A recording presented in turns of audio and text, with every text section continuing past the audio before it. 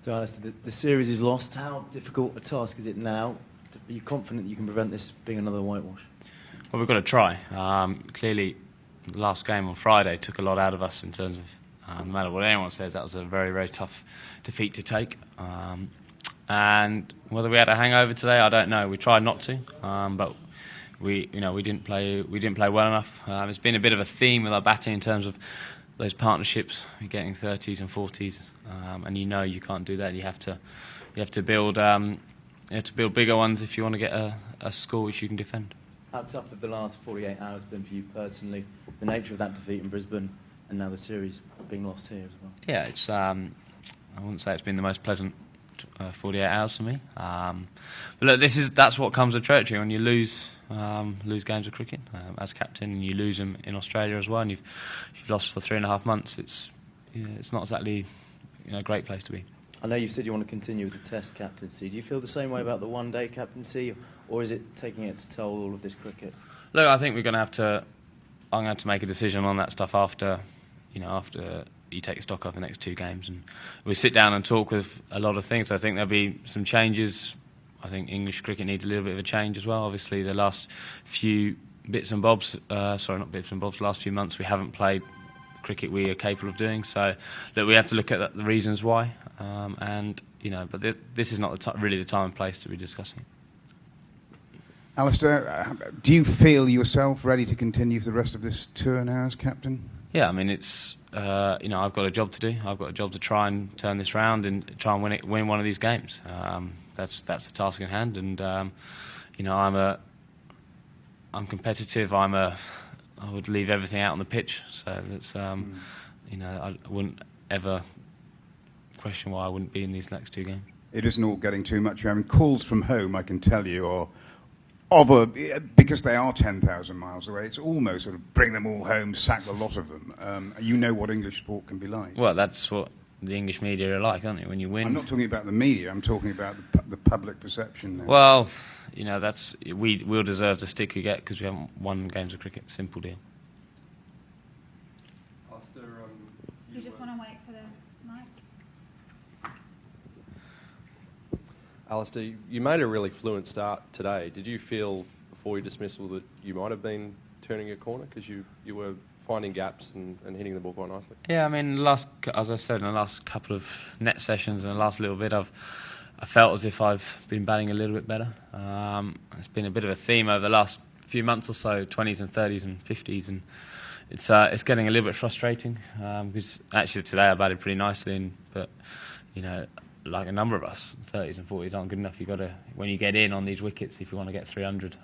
We did it last game with a bloke getting 100 and a bloke getting a 70, and building those partnerships. But we just keep getting out, and I know that's a skill of batting. You still got to play positively in one-day cricket. You still got to take the risk, but you've got to have the skill to stay in. Stokes came out at number 3. I guess when he emerged, people thought he was going to perhaps play a kind of more aggressive game than he did. What were his instructions? His instructions are to play the way Ben Stokes plays, which is in an aggressive way. He's a better player than called a pinch hitter. He felt he was wasted down at 8.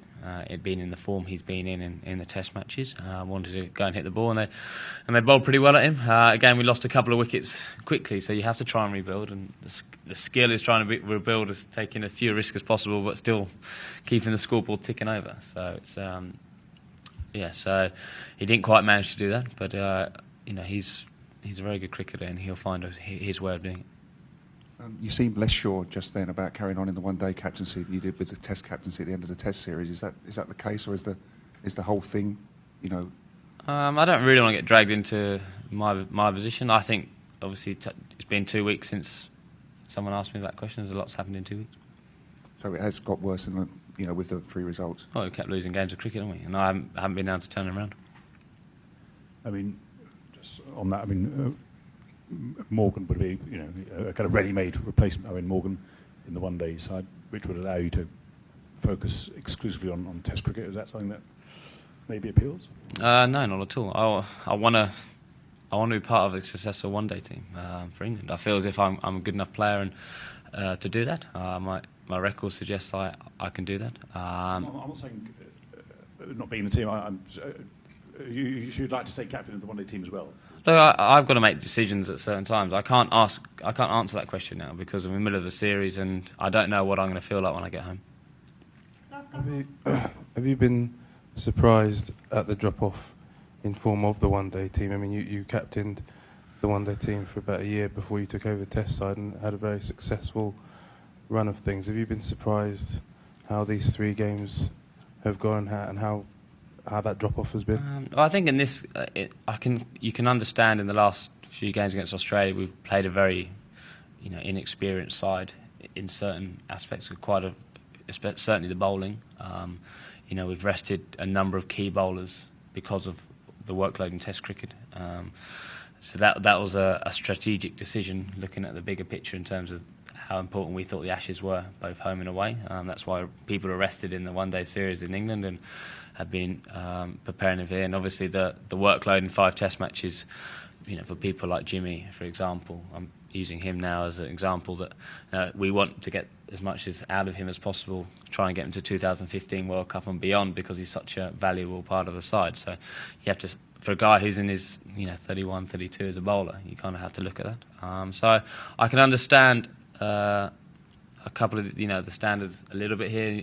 I think our bowling attack had a lot, especially last game in Melbourne. Was quite an experience. But it's 6 months ago we got to the final of the Champions Trophy, so we're not suddenly become a bad side when we get our full strength team on the park. But the players here are good enough to put in a better performance than that and beat this Australian side. Is that why? Sorry, Steve, last one for Malcolm. No, last one. So I apologise if this has already been asked and taken. Yeah. There was quite a deal of animation around Owen Morgan's dismissal. What was your take on it? I just get a little bit frustrated with the consistency of the whole thing. So when we were asked the players on the Josh Buttler one, when we were quite happy when the players had called it, and people walk off, and then you get called back for the umpire, and then different ways today when they said it was fine, and so we walk off, and then it's all just a little bit confusing, and that's what frustrates me. They said they go upstairs, and then the on-field made the decision by looking at the big screen. It gets frustrating. I think the players get frustrated by it because of the inconsistency. Look, I would love it to go back to the player says it's out, and we walk off fine. But with the amount of technology, and suddenly it looks strange on the screen, then that will definitely happen. So I don't know the answer to it, but I think the players on both sides will just get frustrated because of the inconsistency of certain decisions.